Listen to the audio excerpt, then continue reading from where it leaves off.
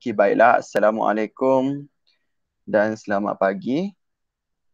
Jadi kita akan teruskan kepada topik 5 lagi dalam ikatan kimia. So, cikgu akan present slide.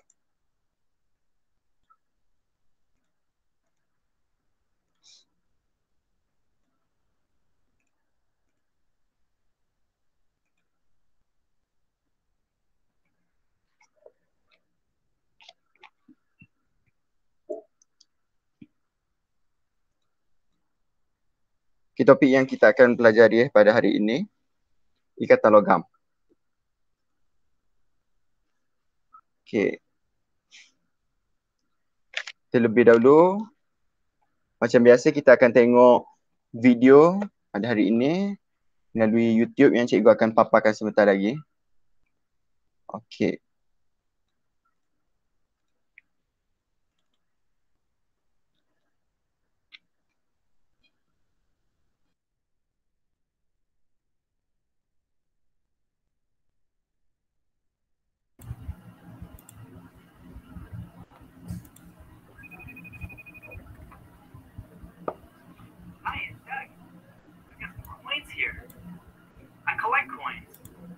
Probably know this one. It's a 1-cent coin. It's a penny. Boleh dengar ke? Boleh. Boleh.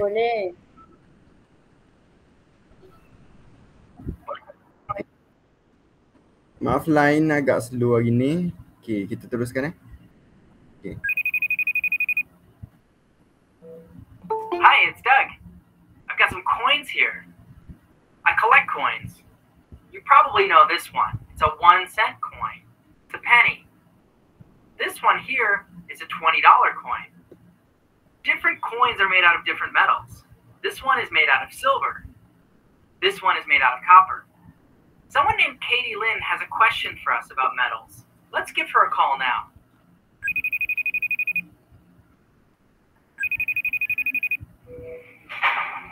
Hi, Doug. Hi, Katie Lynn. I was wondering, where does metal come from? That's a great question. Have you ever thought about where metal comes from? It's interesting. Think about it. Metal is all around us. It's in chairs and desks and buildings and cars and buses, and it's in coins. But where does metal come from? Do you have any ideas? Now would be a good time to pause the video if you want to stop and discuss.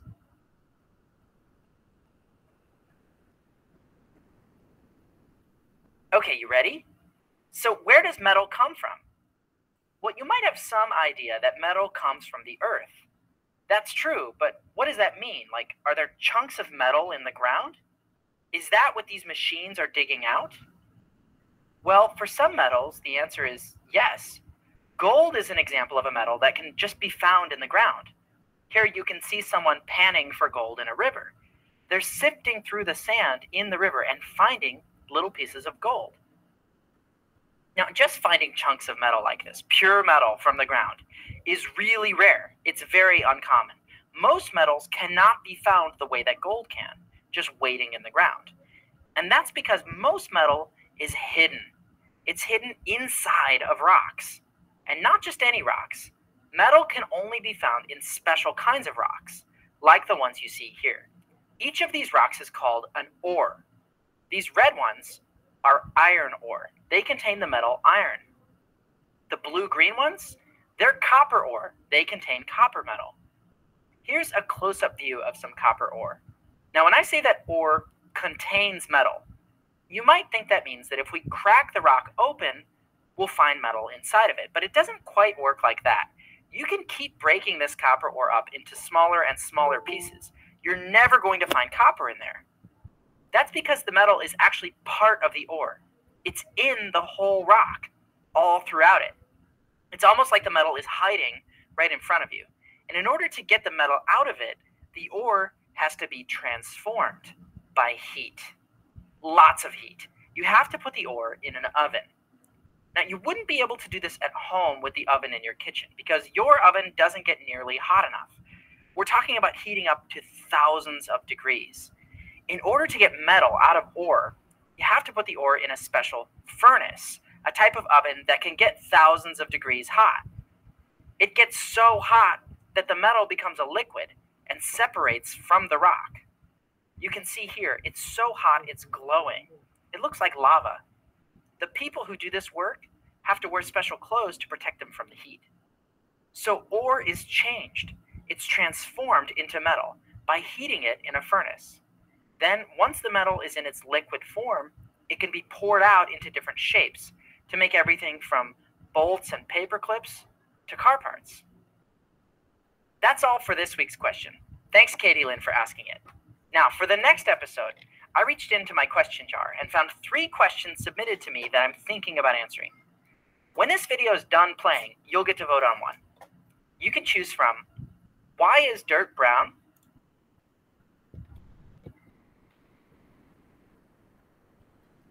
Okay.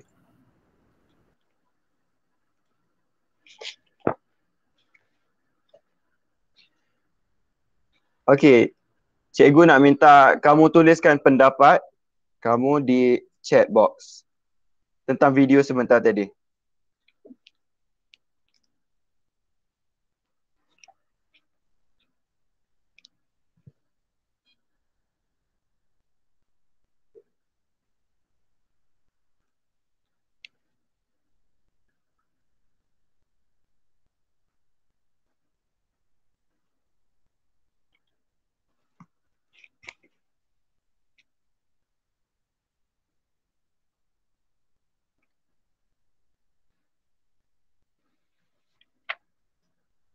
Ataupun siapa-siapa boleh bagi respon. Dah boleh buka mic. Apa yang kamu tengok daripada video tadi, boleh bagilah pendapat.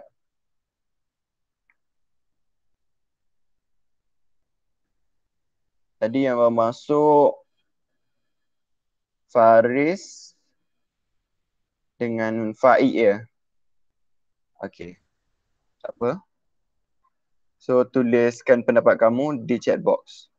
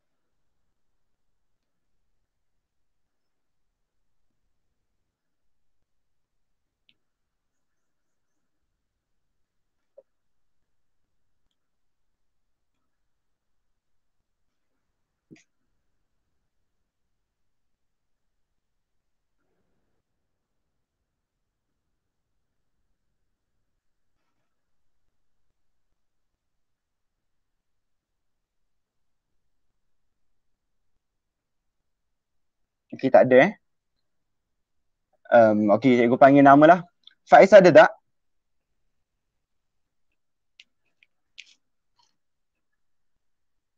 Faiz?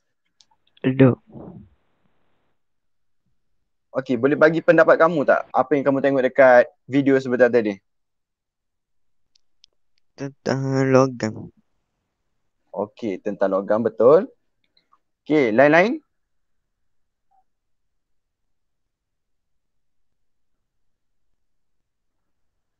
Orang lain ada nak bagi pendapat sekali ke? Faiz kata tadi logam, so betul lah. Orang lain? Atikah ada? Ada. Apa pendapat Atikah tadi?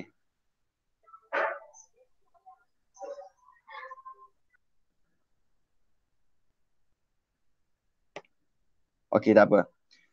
So, untuk video tadi, kita akan buat berkaitan dengan pada pembelajaran hari ini, iaitu melalui pembentukan logam. So, dekat 5.6 ni, kamu tahu yang kita akan belajar pasal ikatan logam. Tadi, video tadi menunjukkan bahawa kita boleh dapatkan logam daripada sumber alam. So, itulah video yang ditunjukkan sebentar tadi.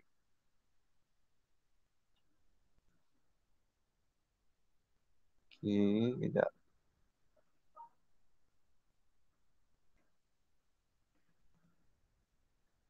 Jadinya persoalan kedua, siapakah yang akan membentuk ikatan logam ni? Kejap lagi kita akan tunjukkan, cikgu akan tunjukkan satu-satu siapa yang akan membentuk logam tu. Alright, kita masuk ke slide kedua, iaitu video.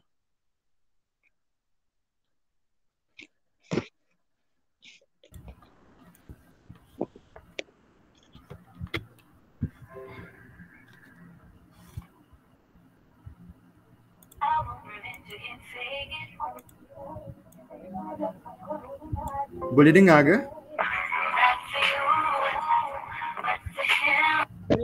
Boleh. Okey, sekali lagi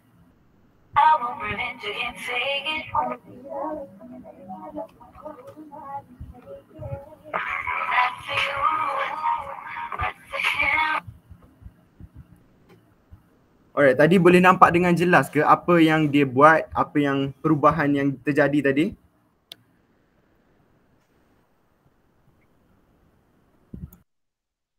Okey.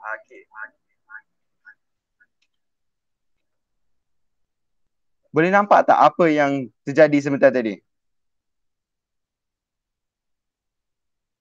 Apa orang putih ni buat? Saya tak faham cikgu. Okey, sekali lagi Tak payah buka sound. Boleh tengok yang lebih jelas.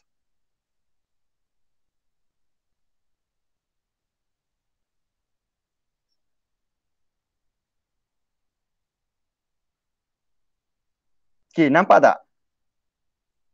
Penjelasan dia tu dekat video. Masih lagi tak faham?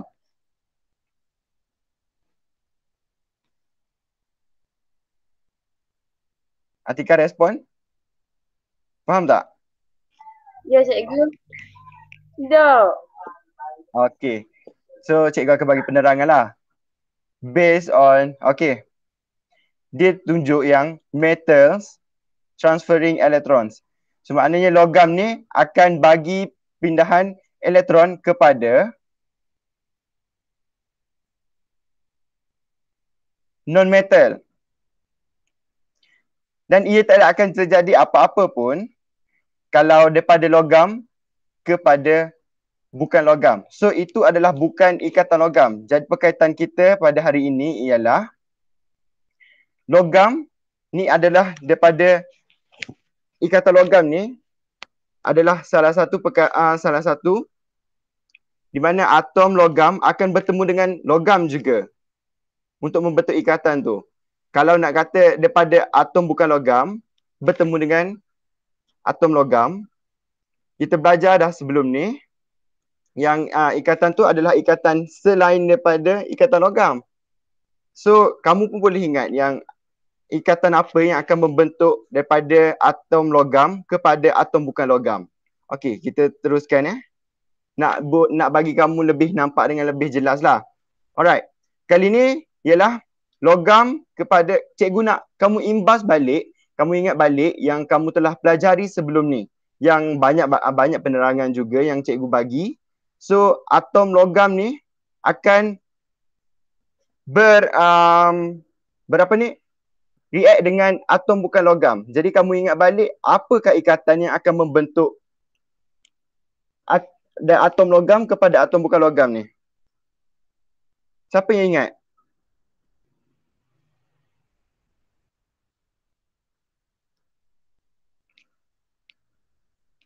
Okay, cikgu nak minta kamu buka buku teks muka surat 121 dan ingat balik. Okey, yang 121 tu ikatan logam. Kalau siapa-siapa boleh ingat, boleh bagi tahu cikgu. Kalau siapa yang masih lagi tak ingat, boleh refer lah buku teks muka surat depan-depan sikit, clue dia daripada atom ni logam kepada bukan logam. Pembentukan dia tu.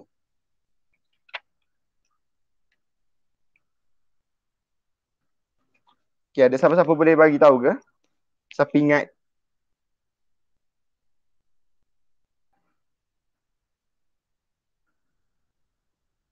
Amirah ada ke?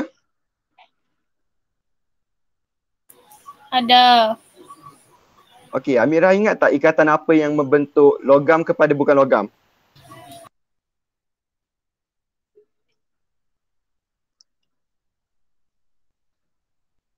Okey, ada siapa-siapa boleh bantu Amirah ke?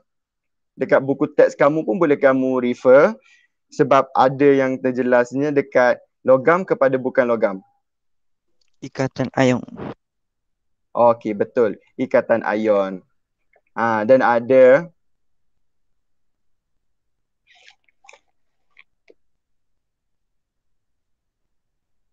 ada daya tarikan elektrostatik di tengah-tengah ni untuk NaCl lah.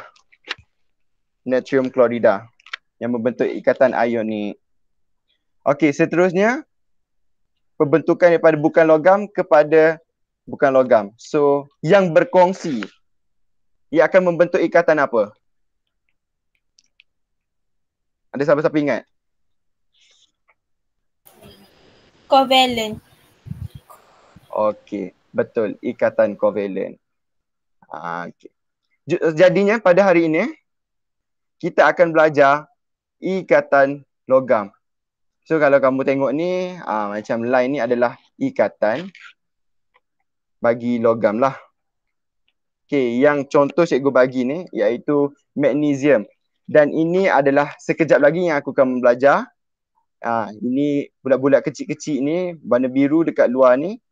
Cikgu akan bagi tahu. Dan ini adalah magnesium yang bercas positif. So, kita refer balik kepada jadual berkala unsur. Kamu juga kalau ingat boleh bagi tahu cikgu ataupun kita tengok dan belajar lagi pada hari ini untuk kita imbas balik apa yang kamu perlu pelajari. Jadinya untuk bukan alkali tapi logam, kalau kamu ingat daripada kumpulan 1, ini pada kumpulan 1 kepada kumpulan 12 dan ada beberapa sedikit daripada kumpulan 13 hingga 16 yang mempunyai atom logam ataupun atom separa logam. Kalau tengok dekat perbezaannya, metalloids ni adalah yang dinamakan sebagai separa logam, berwarna kuning. Ini ada logam dan juga ada bukan logam dalam satu atom tu. Kalau kita tengok yang warna putih ni adalah bukan logam. So yang betul-betul terang nampak logam. Kalau dekat sini memang dinyatakan alkali logam, alkali bumi logam dan juga unsur peralihan ni transition metals. So ini adalah memang logam. Yang kamu kena ingat kumpulan 1 sampai 12 dan beberapa daripada kumpulan 13 hingga 16 yang mempunyai logam dan juga separa logam. Okey, kalau kamu nak screenshot pun boleh cikgu punya slide ni. Ataupun kalau kamu nak refer dengan lebih jelas lah, boleh WhatsApp dekat cikgu untuk dapatkan kita punya jadual berkala unsur ni lah. Okey, kita masuk kepada ikatan logam, definisi dan dia punya bentuk. Okey, yang pertama, atom logam ni adalah satu benda yang tersusun secara rapat. Makna kata dia memang tidak boleh bergerak secara rawak dan tak boleh, dan memang dia akan diamlah. Okey, logam ni adalah dalam keadaan tersusun secara teratur dan dalam keadaan pepejal. Okey, kalau kamu belajar dan ingat balik, pepejal ni memang tersusun secara rapat, secara teratur dan memang dia tidak akan bergerak. Memang sangat-sangat pegun. Contoh dia macam gambar ni. Ni adalah logam yang berada dalam keadaan pepejal sentiasa. Okey, jadinya persoalan yang seterusnya, bagaimanakah atom logam terbentuk? Okey, kalau dekat video tadi pun ada juga macam mana kita boleh tengok logam tu terbentuk. Kalau ada tadi, dia bagi tahu yang ferrum dan juga cuprum boleh tengok dengan warna yang berbeza daripada satu batu tu, batu yang ada dekat sungai. So dalam batu sungai tu ada logam yang boleh terbentuk daripada boleh terbentuk lah. So yang pertama, bagaimanakah atom logam terbentuk ni? Ada elektron valence, logam boleh didermakan dengan mudah dan boleh dinyah setempatkan. Okey, refer kepada buku teks kamu, muka surat 121. Yang dinyatakan dekat situ lensa kimia. Kalau tengok dekat buku teks tu lah. Bermaksud kepada elektron dinyesah tempatkan, bermaksud elektron yang bebas bergerak dan tidak dimiliki oleh mana-mana atom atau ion. So memang ianya kepunyaan oleh logam tu dan tidak boleh berkongsi dengan mana-mana atom yang lain. Jadi lautan elektron terbentuk apabila berlakunya tumpang tindih. Kalau biasa dengar dekat video ni, video mana-mana pun ataupun game overlap. So maknanya bertindih antara satu sama lain. So petala valence atom-atom logam yang mengakibatkan elektron tu dapat dinyah setempatkan. Dinyah setempatku boleh refer baliklah tadi. Benda yang tidak dimiliki oleh mana-mana atom ion dan juga bergerak bebas. Memang dia tak duduk diam. Okey.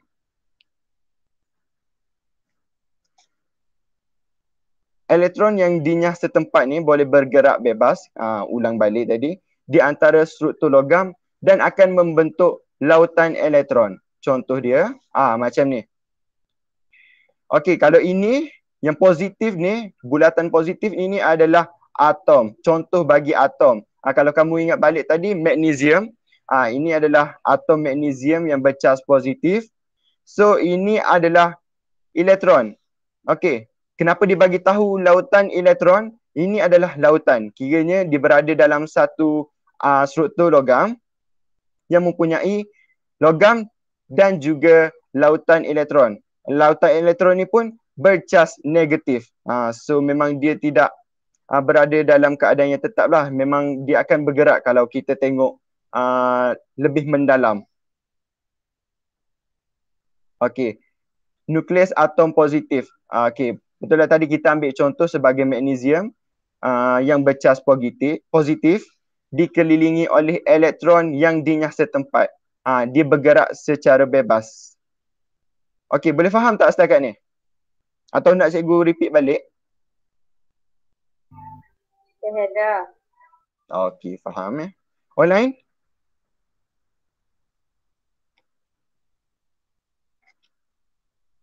Faik ada ke? Ada ego. Ada, okey. Faik boleh faham Boleh. Okey. Okey. So, seterusnya. Ia dapat digambarkan sebagai perkongsian elektron bebas di antara kisi. Okay, dalam bahasa Inggerisnya ialah lattice, ion logam yang bercas positif tadi. So maknanya memang perkongsian elektron tu walaupun bercas negatif ada dalam satu logam tu lah yang ada dekat gambar sebentar tadi.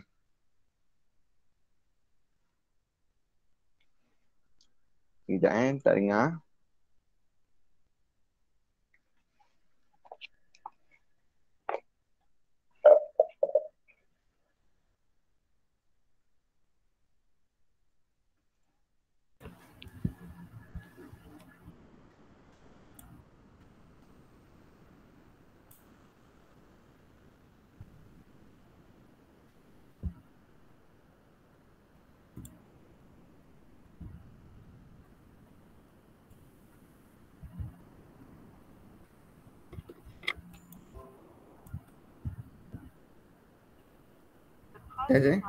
Boleh dengar? Boleh, slow cikgu. Semula. The positive ions are surrounded by a mobile sea of electrons. These valence electrons are free to move away from their atoms of origin. When one electron flows away, another one moves in to take its place. due to the electrostatic attraction between the cations and the electrons. This is the nature of metallic bonding. What holds a metal together?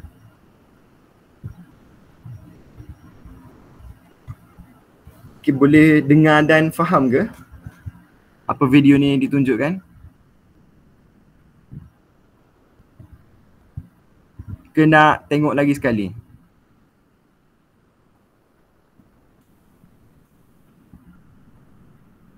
Tengok sekali lagi cikgu. Okey.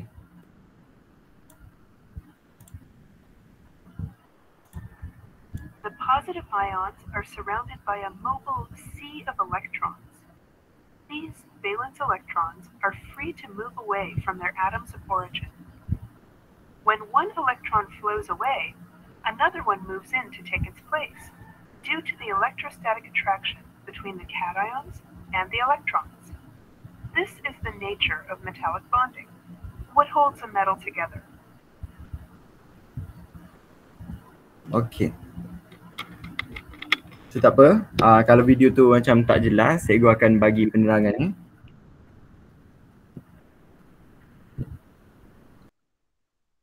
Okey. Test, boleh dengar suara cikgu tak? Boleh. Okey.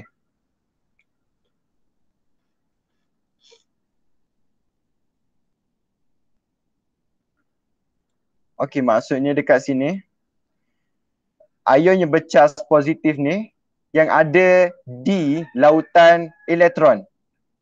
Okey, kalau kita tengok dekat sini pun, okey, ambil contoh yang magnesium tadi yang bercas positif ada bersama dengan elektron yang bercas negatif. So warna biru ni adalah elektron. So semua ni adalah lautan lah. Dia memang bergerak secara bebas ataupun dinyah setempat, nama tadi. So bersama-sama dengan dia adanya ion yang charge positif, dan juga line cikgu agak slow. Dan ada juga lautan elektron.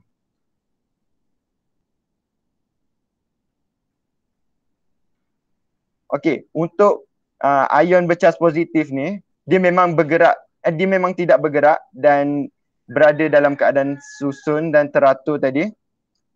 Dan untuk ion, untuk elektron ni yang bercas negatif ni, dia bergerak secara bebas.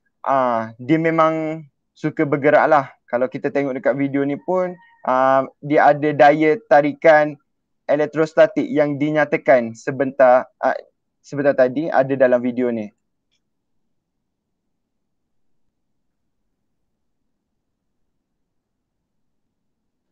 Okey, dia bagi tahu dekat situ yang satu tadi bergerak ke lain dan ke tempat yang lain, dan ada elektron yang charge negatif ni akan masuk ganti balik. So memang dia akan kalau keluar dan akan dapat ganti yang baru.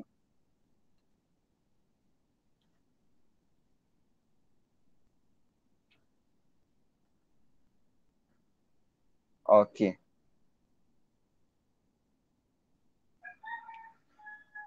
Tadinya okey, ini adalah huraian ikatan logam ialah daya tarikan elektrostatik antara lautan elektron dan ion logam bercas positif. Okey, ingat yang ni je.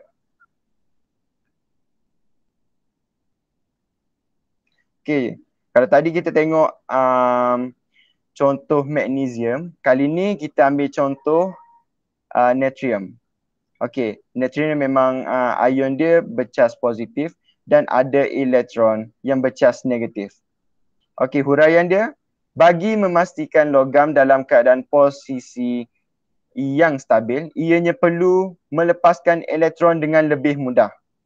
So macam tadilah, ada daya tarikan elektrostatik yang bawa dan gantikan elektron yang lain. So masuk dan keluar dengan lebih mudah. Ataupun nama lain kita tahu sebagai dinyah setempat lah. Alright. Satu ion natrium boleh memberi satu elektron kerana ia mempunyai satu elektron valence. Dan oleh itu, natrium akan menjadi ion bercas positif di mana ianya dikelilingi dengan elektron bercas negatif. Okey.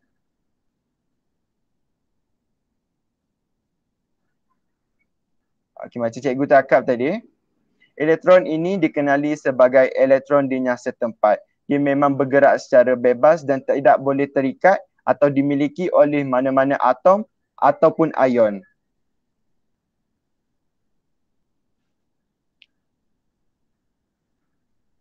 Okey, ciri-ciri bagi logam ni, yang pertama iaitu mudah ditempa, yang kedua muluh, yang ketiga berkilau, yang keempat kekonduksian terma, dan terakhir iaitu takat didih dan takat lebur.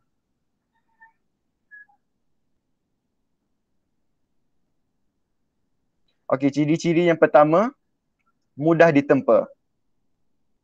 Okey, maksudnya dekat sini ianya boleh dibentuk dalam pelbagai jenis bentuk dan boleh dijadikan helaian yang nipis melalui ketukan. So contoh dia, ni tin. Logam ni lah. Logam aluminium yang boleh mudah ditempa ni, kalau kita ketuk ni dia memang nampak dia akan jadi nilai kempis lah lama-lama. Contoh macam tin susu yang kita yang ada dekat rumah tu. So ia adalah ciri-ciri logam yang pertama, mudah ditempa. Yang kedua, muluh. Okey, ia boleh diregangkan dan ditarik menjadi wayar. Okey, contoh dia ialah yang kalau kamu tengok kabel USB yang ada kamu punya charger phone tu, ada wayar dalam tu dan boleh diregangkan dan ditarik melalui tayar tu lah. Tayar pula. Wayar tu lah. Okey, contohnya ialah kabel USB ni. Yang ketiga, ciri-ciri dia ialah berkilau.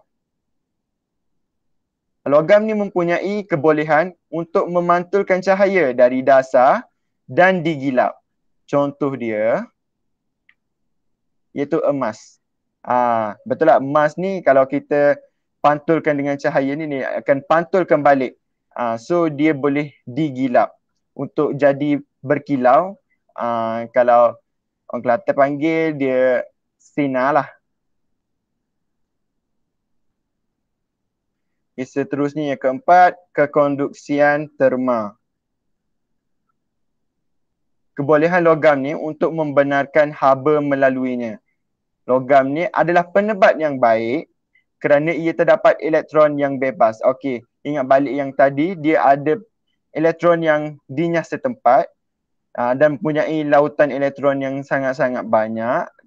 Kalau kita tengok dekat mikroskop ni memang tidak dapat ditengok dengan secara mata kasar sekalipun. So memang dia sangat sekecil dan memang ada elektron yang bebas yang bercas negatif tu dan mempunyai penebat yang baik.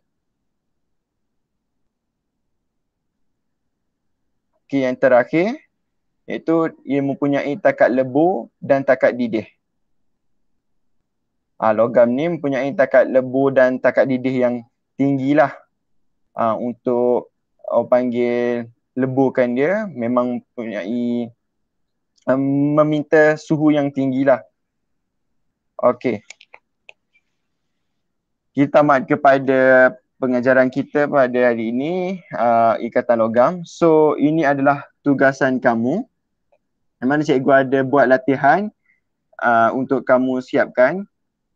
Okey, untuk ada perubahan jadual yang cikgu ketahui. So esok ada kelas, tapi ada kelas dekat jadual lah. Tapi cikgu esok ada kerja sikit, cucuk vaksin. So cikgu tinggalkan kamu dengan tugasan ni. Buatnya dengan harap buat masa waktu kelas lah, dan bagi tugasan ni masa waktu kelas tu juga. Kalau siapa yang dah siap awal boleh buat hari ni, bagi hari ni. Kalau siapa yang tak boleh buat hari ni, bolehlah buat masa kelas esok. Cikgu akan bagi ni dalam grup WhatsApp lah macam biasa. So soalan dia ada 8. Cikgu nak pastikan kamu betul sekurang-kurang 5 pun dah okey. Okey, ini adalah arahan kerja rumah. So kamu perlu jawab selepas sahaja tamat kelas. Pastikan tidak rujuk buku teks. Just ingat balik apa yang cikgu telah bagi tahu sebentar tadi. Dan sila berikan tugasan yang siap kepada cikgu jam 10 malam hari Isnin esok. Okey. Rumusan. Yang mana kamu tengok sebentar tadi, ada ion logam yang bercas positif ni dan ada juga lautan elektron yang bercas negatif. Okey, so dekat sini dia nyatakan daya tarikan elektrostatik antara ion logam yang bercas positif dengan lautan elektron. Okey. Macam cikgu nyatakan ion logam bercas positif. Okey. Bukan ni je. Yang lain pun sama. So lautan elektron. Ni yang negatif ni elektron yang bercas positif negatif. Dan ini adalah lautannya lah. Okey.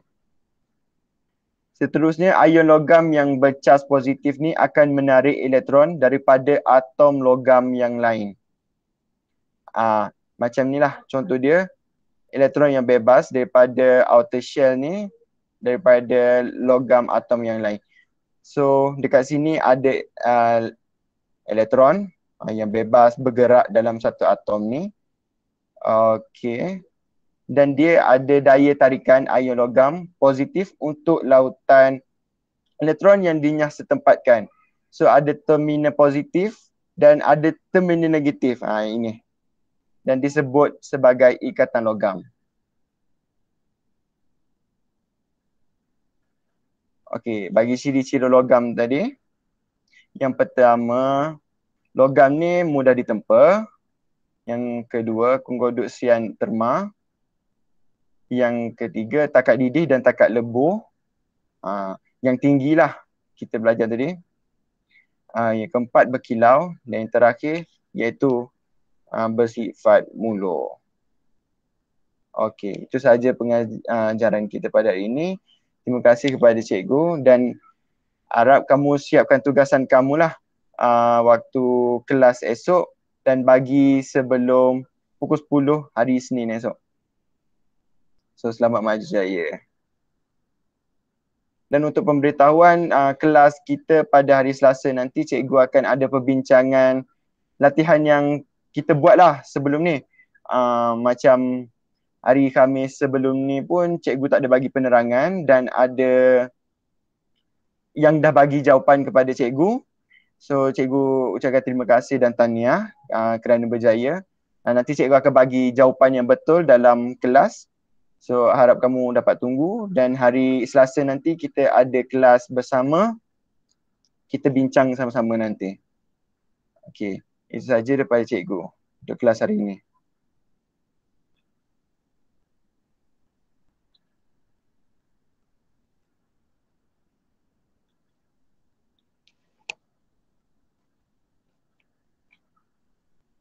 Cikgu Manaf nak buat rumusan ke? Okay, Assalamualaikum warahmatullahi wabarakatuh. Dan selamat pagi kepada semua pelajar, Cikgu Afzan. Okay, esok Cikgu Afzan tak ada lah? Tak ada. Okay, macam ni esok, sebab esok ada satu kelas, jadi saya tak nak kita kehilangan kehilangan masa kat situ sebab kita pun dah tertinggal baru bab 5. Jadi untuk esok dengan baik semua pelajar, untuk esok saya akan masuk bahagian ni lah, bahagian terakhir dalam bab 5 ni, iaitu sebatian ion dan sebatian kovalen. Okay, so saya harap pelajar dapat join lah. Untuk bahagian 5.7 tu saya akan masuk untuk kelas besok sebab Cikgu Afzan tak ada, so kita tak nak bagi kosong kelas tu, jadi saya akan buat kelas jugalah. Jadi Cikgu Afzan akan sambung hari Selasa tu, tak kisahlah Cikgu Afzan nak bincang soalan ke apa, ataupun selepas bincang tu Cikgu Afzan boleh masuk terus bab 6 bab 6 iaitu berkaitan dengan asid, base dan garam. Okey. Boleh Cikgu Afzan Boleh. Hari Selasa lah. Hari Selasa masuk bab 6 terus Okey, baik. Saya rasa yang Cikgu Afzan share tadi, yang Cikgu Afzan bincang tadi dah lengkap lah.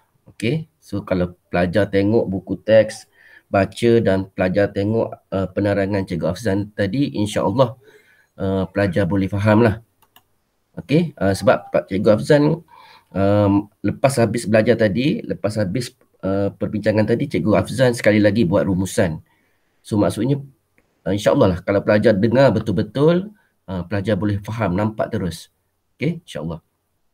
Okey, cuma saya sikit saja, mungkin pelajar boleh ambil ni sebagai ingatan lah, recall balik apa yang awak belajar.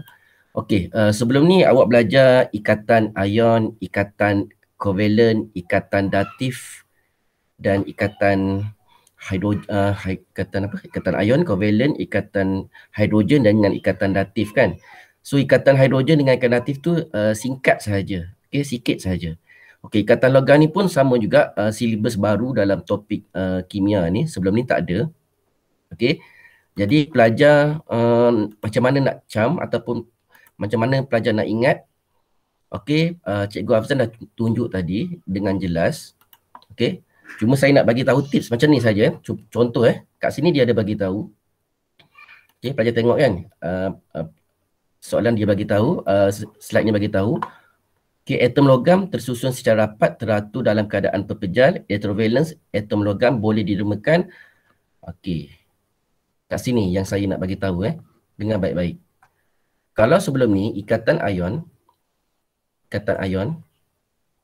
Okey, ingat ikatan ion, okey, dia adalah antara logam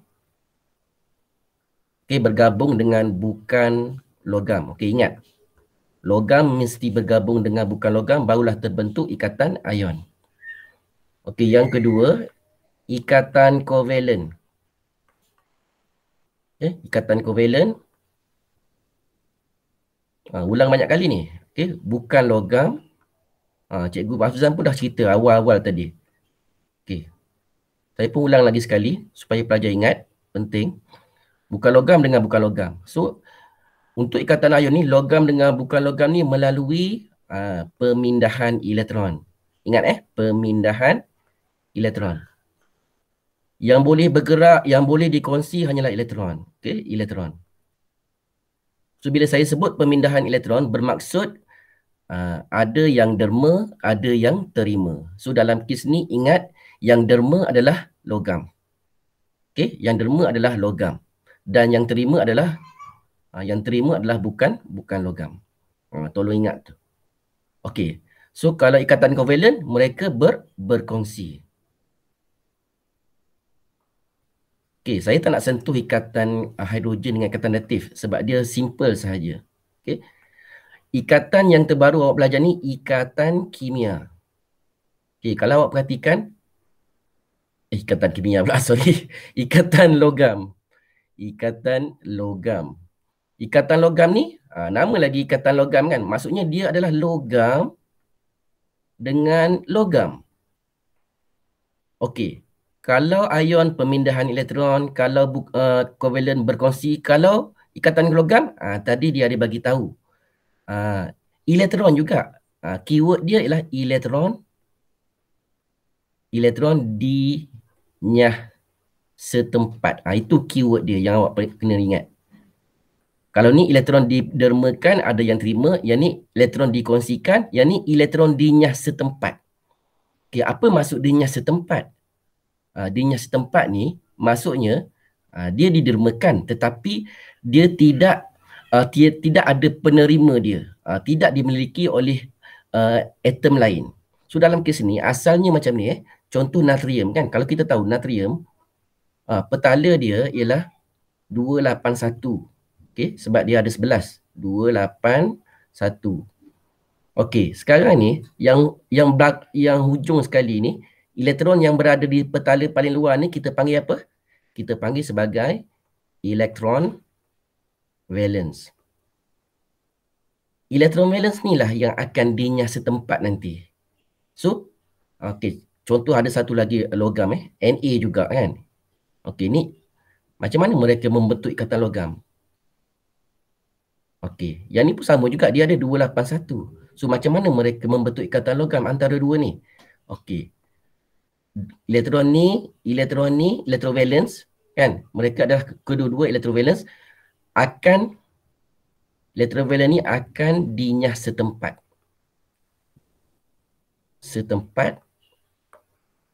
Dan apa yang berlaku bila dia dinyah setempat, dia akan jadi macam ni. Okey, Na tadi 281 kan?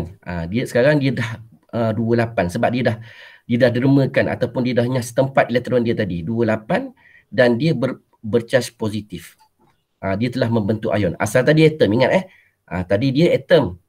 Okey, bila dia bercharge positif barulah kita panggil dia sebagai ion. Okey, ini. Elektron yang dinyah setempat tadi akan jadi lautan elektron. Ni. Ini saya bagi contoh dua kan. Ada dua lah elektron, contoh lah. Sebenarnya banyak. So elektron kat sini dia jadi lautan elektron. Maksudnya dia hanya dinyah setempat, dia didermakan tapi tiada yang memiliki dia. So dia berada di sekitar sini lah. Macam video yang Cikgu Afsan tunjuk tadi. Okey. Yang tu awak kena ingat. Okey. Yang kedua, yang seterusnya ialah ikatan ion logam dengan bukan logam ni. Kalau soalan tanya apakah daya yang terhasil daripada ikatan ion? Daya ikatan ion ni diikat oleh daya apa? Okey, ikatan ion diikat oleh daya elektrostatik. Okey, ikatan ion diikat oleh daya elektrostatik. Ingat. Apa daya elektrostatik cikgu? Daya elektrostatik bermaksud daya yang terhasil akibat daripada perbezaan charge. Okay, ada charge positif dan ada charge negatif. So kita panggil sebagai daya elektrostatik. Okay, itu ikatan ion. Ikatan kovalen pula daya apa? Ikatan kovalen ni dia daya antara molekul ataupun kita panggil sebagai daya Van der Waals ni nama orang sebenarnya. Okay?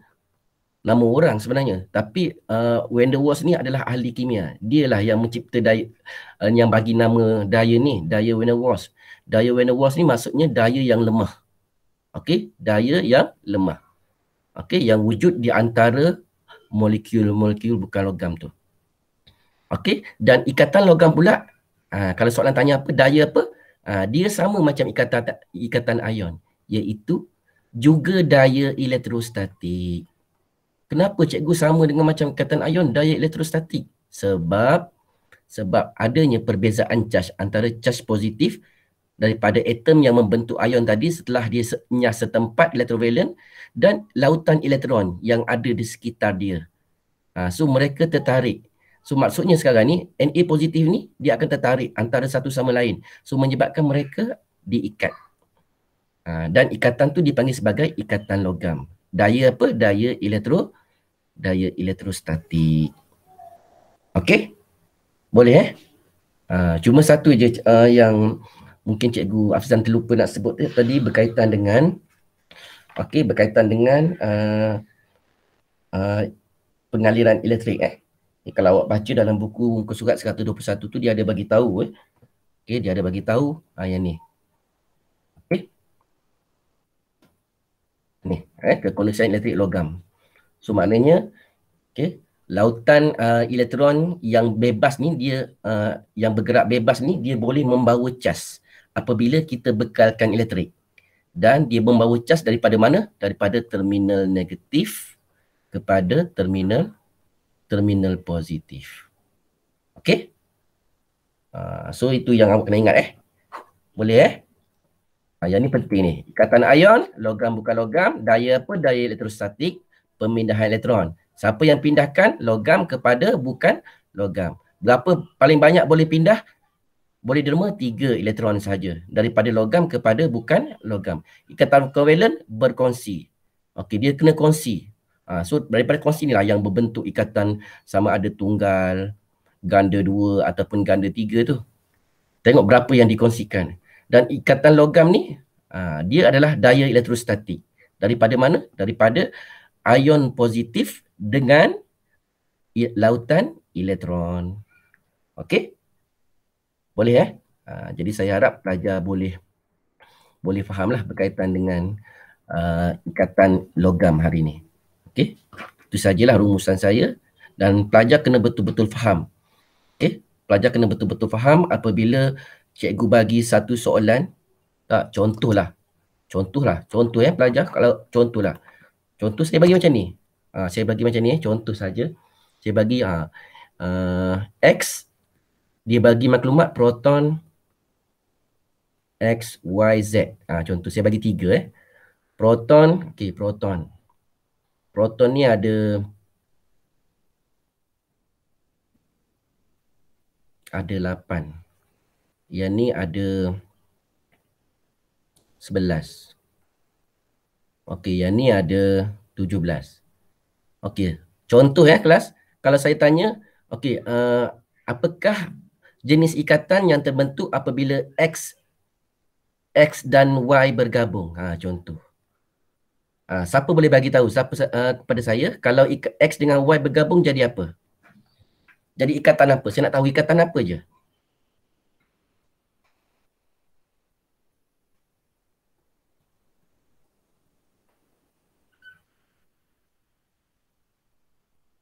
Okey? Tolong bagi tahu. Atikah? Faiz? Faik? Saya nak tahu. Boleh tahu tak kalau saya suruh awak gabungkan X dengan Y tu jadi apa? Jadi ikatan apa? Nak tahu je, nak tahu jenis ikatan dulu. Sebab soalan akan tanya, pertama dia akan tanya ikatan. Ikatan apa tak? Ikatan apa? Okey, lepas tu dia akan tanya formula dia apa. Formula apa tak? Lepas tu mungkin dia suruh lukis susunan dia. Susunan daripada ikatan tersebut.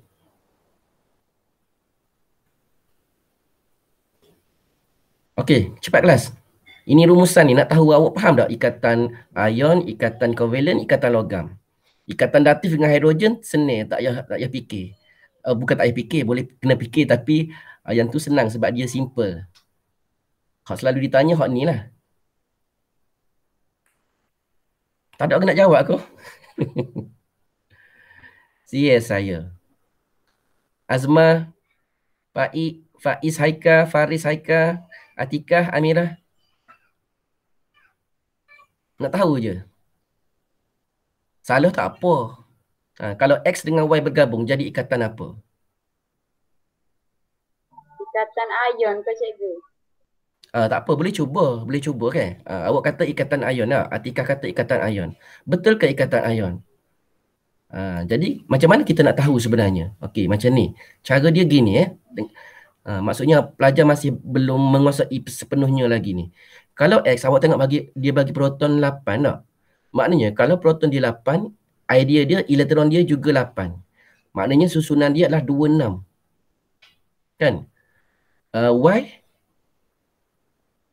susunan elektron dia 2, 8, 1. Z, susunan dia, ni Z macam 2. Z. 2, 8, 7.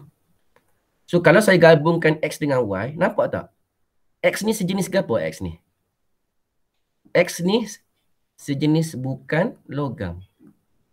Macam mana saya tahu dia bukan logam? Saya tengok electrovalence. Macam mana cikgu? Senang aja. Kalau electrovalence 4 dan ke atas maknanya dia bukan logam. Okay, logam hanya electrovalence ada 1, 2 dengan 3 saja. Electrovalent tu maksudnya elektron yang berada di petala paling luar. Okey, yang Y ni, tengok ni, electrovalent dia ada berapa? 1 kan? Maknanya dia adalah logam. Okey, Z ada 7 kan? Dia bukan logam. So maknanya kalau X dengan Y bergabung, nampak? Bukan logam dengan logam bergabung, dia akan jadi ikatan ion. Okey, bagus Atika. Okey. So kalau saya tanya awak, apakah formula dia? Kita kena tengok ikatan ion, mesti cation mesti duduk depan tak? Cation mesti duduk depan. So kita tengok charge dia. Macam mana nak tahu charge bagi Y? Tengok dia positif 1. So awak fikir apa yang akan berlaku pada 1 ni? Dia akan derma, betul tak? Dia akan derma untuk mencapai kestabilan. So maknanya dia akan menjadi charge positif 1. X pula dia tak cukup 2 untuk mencapai kestabilan. Maknanya dia akan terima 2 elektron. Dia terima 2 elektron. Elektron kan negatif. Dia terima 2 dosa. So X 2 negatif. So akan jadi Y2 X. Nampak tak? Cikgu buat apa Y duduk depan? Sebab saya bagi tahu tadi cation mesti duduk depan kan? Kalau awak buat XY2 kurang tepat lah. Kita belajar dah dalam bab 3 tu tak? Okey, saya nak tanya orang lain. Kalau saya gabungkan Y dengan X dengan Z. Jadi ikatan ke apa? Ikatan kovalent. Sorry je jawab ni, orang lain mana nak tak saya cuba ke? Ikatan kovalent. Macam mana awak tahu Atika? Ikatan kovalent. Saya ambil gambar cikgu tunjuk tadi. Awak kata ikatan kovalent, betul ke ikatan kovalent? Sebab peh tadi lah. Peh bahawa kalau ikatan kovalent tadi mesti bukan logam dengan bukan logam. Betul dah tu, nampak dah tu. X bukan logam, Z bukan logam. So dia jadi ikatan kovalent. Tak? Okey, apa formula dia cikgu? Kalau X dengan Z bergabung. Macam mana nak tahu formula dia? So kalau ikatan kovalent, mesti awak gunakan kaedah sama macam ni juga. Boleh buat silang. Iaitu X, awak fikir dia tak cukup 2. Tak payah tulis gapa-gapa, tak apa. Tak payah tulis positif, negatif pun tak apa. Y, tak cukup berapa? Valensi dia, kita panggil Z. Z valensi dia. Kekosongan yang belum dipenuhi. 1 kan? So dia akan jadi XZ2. So mereka berkongsi. Mereka kena berkongsi. Hak ni mereka melakukan pemindahan. Dan kalau saya suruh ikatan, tahu dah formula, saya suruh lukis. Kita kena ingat nak lukis ke mana. Nak ni mesti ada X. X ada 1, Y ada 2. Okey, awak pun buat X. Sebab dia ikatan ion, X 2 ni. Maknanya bila dia mencapai kestabilan, awak tulis gini aja. Bila dia mencapai kestabilan, awak fikir macam mana dia mencapai kestabilan? Dia akan menjadi 28, betul tak? So tulis. So 2, 3, 4, 5 ni, 7, 8. X dia akan ada 1, 2 negatif. Okey, dia sebab dia akan terima 2 elektron. Okey, Y ada 2. Y macam mana dia mencapai kestabilan? Mesti 2 lapis juga kan? Kalau dia mencapai kestabilan, dia bukan 2 lapis 1, dia 2 lapis saja. So Y 2 lapis juga. Y 28, okey. Awak kena buatlah elektron tu, kena tulislah elektron tu. Dia jadi positif 1 dan satu lagi Y 2 lapis juga. Positif 1. Jadi macam ni. Okey cikgu, kena letak kiri kanan ke? Tak semestinya. Awak boleh letak atas bawah, tak ada masalah. Nak letak Y, X pun boleh. Itu saya dah bincang dengan cikgu pakar. Cikgu penggubal soalan. Dia kata tak kisah nak letak kiri kanan tu. Nak bagi comel buat kiri kanan. Nak letak ikut dia pun boleh. Y. Maksud saya nak letak Y sini. Y pertama sini, Y kedua duduk sini. 4X pun boleh. Macam ni. Ni SZ2 ni. Kita kena tahu kan dia berkongsi, betul tak? Dia berkongsi. So sekarang ni macam mana awak nak ingat dia cara dia lukisan dia? Pertama awak kena ingat dia berkongsi. So tulis X dulu. X berapa? 2 ni tak? 2 ne. Okey. Nak tulis ne tu awak kena ingat. Dia tak cukup 2 kan tak? So 2, 3, 4. Okey, dia tak cukup 2, maka idea dia 2 akan dikongsikan. So awak standby letak berasing. So 2. Nampak? So 2, 3, 4, 5 ni. Okey. Awak standby 2 ni untuk dikongsikan. Idea dia tak cukup 2, standby 2. Ingat tak cukup 2, standby 2 untuk dikongsikan. Okey. Z ada 2. Z 287. Okey, Z akan pergi sini. So 2, 8, 7. Tak. 1, 2, 3, 4, 5, 6, 7. Okey, Z satu lagi duduk sini. 2, 8, 7. 1, 2, 3, 4, 5, 6, 7. Nampak tak? Okey. X akan mencapai kestabilan bila kita kira semua ni. Sebab dia kongsi Bila kita kira semua. So 2, 3, 4, 5, 6, 7, 8. Nampak? Mencapai susunan oktet. Z. So 2, 3, 4, 5, 6, 7, 8. Cikgu kira balik. Cikgu kira lagi sekali. Ya, saya kira lagi sekali. Sebab nama pun kongsi kan. Untuk Z dan untuk X. Jadi masing-masing ini mencapai susunan 28, ini mencapai susunan 288, ini pun mencapai susunan 288. Okey, dan contoh XYZ katalah ada S satu lagi tak. Katalah S. S proton dia ada okey. Sekarang ni ikatan logam ni dia terbentuk daripada unsur yang sama daripada unsur yang sama. Contohnya Y ni. Tak, Y ni dia boleh jadi Y. Okey, asalnya macam ni. Tak. Dia ada satu elektron. Ingat Y ni ada satu elektron. Tak. So sekarang ni kita panggil atom Y. Kita panggil atom Y. Tetapi bila elektron tadi dinyah setempat. Dinyah setempat maknanya pop. Jadi gini. Pop jadi gini. Ni pop jadi gini. Ni pop jadi gini. So elektron ni jadi lautan elektron. Dia berada di sekitar ni. Apabila dia derma, nampak tak? Y ni akan jadi positif. Dan kat sini kita dah panggil sebagai ion Y. Kita dah panggil sebagai ion Y. Okey, bila dia derma elektron dia jadi positif. Ya, dia akan jadi positif. Derma dapat pahala. Itu dah cerita dah tak? Proton 11. Elektron 11.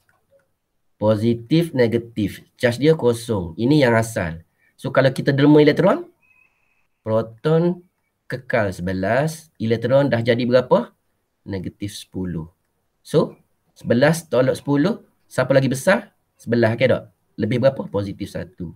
Sebab itulah dia jadi Y positif.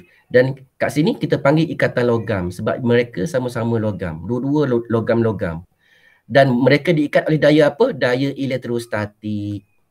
Okey. Kalau awak tengok, kelas, kalau awak tengok dalam buku teks awak muka surat 122. Cuba tengok muka surat 122 sekarang. Muka surat 122 uji kendiri 5.6 tu kelas. Cuba awak tengok soalan nombor 3 tu. Dia ada cerita tu. Dengan menggunakan logam aluminium sebagai contoh, jelaskan bagaimana logam dapat mengkonduksikan elektrik. So macam mana awak nak jelaskan dia boleh mengkonduksikan elektrik? Untuk ikatan logam tu. Yang itulah yang ni. Yang ni. Awak kena cerita ni. Dan penerangan dia tu ada di muka surat 121. Okey, paragraf ataupun perenggan terakhir tu. Okey, dia ada sebut tu. Apabila elektron pada atom logam. Okey. Okey, apabila elektron pada atom logam. Ni. Apabila elektron pada atom logam dinyah setempat. Okey. Dalam lautan elektron, logam dapat mengkonduksikan elektrik. Kenapa? Sebab elektron yang bergerak bebas di dalam struktur logam membawa charge dari terminal negatif kepada terminal positif apabila elektrik dibekalkan. So kalau dia suruh awak buat soalan nombor 3 tu, awak kena bagi contoh aluminium. Tak? Aluminium macam mana?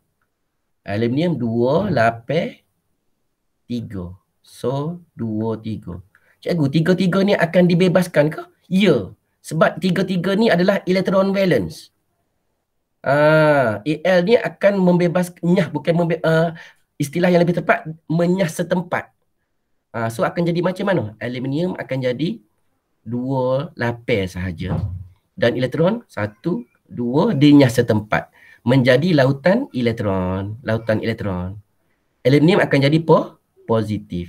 Tapi positif apa? Sekarang ni bukan positif 1, tapi 3 positif. Okay, tu saya kata dalam buku teks dia bagi contoh yang positif sahaja kan. Sebenarnya kalau dalam soalan dia bagi tahu aluminium ni 3 positif. Tapi awak kena tunjuklah.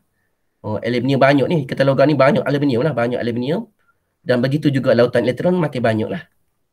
Jadi awak kena cerita bahawa lautan elektron ni lah yang bergerak bebas di dalam struktur logam membawa cas dari terminal negatif kepada terminal positif apabila elektrik dibekalkan. Dengan itu, dia boleh mengalihkan arus elektrik. Tengok soalan nombor 3, uji kendiri 5.6 tu. Okey? Okey, baik kelas. So, saya harap besok saya akan terangkan bahagian 5.7 lah. Dan kalau ada apa-apa yang masih belum tak faham, kita boleh bincang. Okey, dan Cikgu Afzan akan hari Selasa tu akan sambung untuk bab 6 nanti. Dan sama juga awak kena baca terus lah. Okey kelas? Besok pukul berapa Cikgu Afzan? Besok? Saya tak tengok jadual lagi. Saya tak, dalam jadual saya tak ada dah kimia. Dia kosongkan terus. Tak tahu pukul berapa. Pukul berapa Cikgu Afzan? Sekejap, baru kena tubik kan.